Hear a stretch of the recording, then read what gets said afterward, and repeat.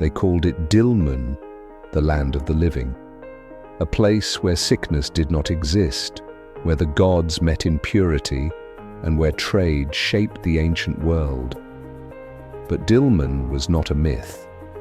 It was a real civilization, a maritime powerhouse that connected Mesopotamia to the Indus Valley over 4,000 years ago. Long before the Silk Road, Dilmun was the watery highway. From its ports, copper from Oman, ivory from India, and lapis lazuli from Afghanistan flowed through the Gulf. In return, Mesopotamia sent grain, wool, dates, and legends.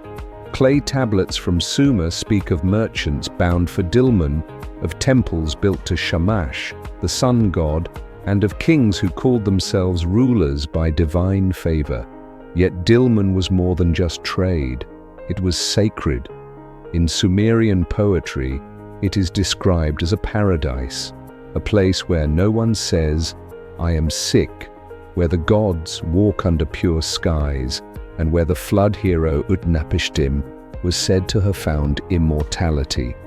Archaeologists have found temples aligned to the solstice, seals bearing horned animals and celestial symbols, and layers of urban life built over centuries. It was a civilization rooted in ritual and connection, both spiritual and economic. And then, centuries later, came a different kind of vision. One that wore bronze and bore the name of conquest. Alexander the Great, having swept through Persia and set his sights on the edges of the known world, looked to the sea. To him, these islands and shores weren't sacred, they were strategic.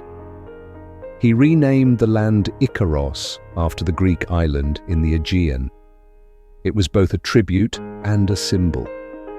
A man attempting to master the sky and falling.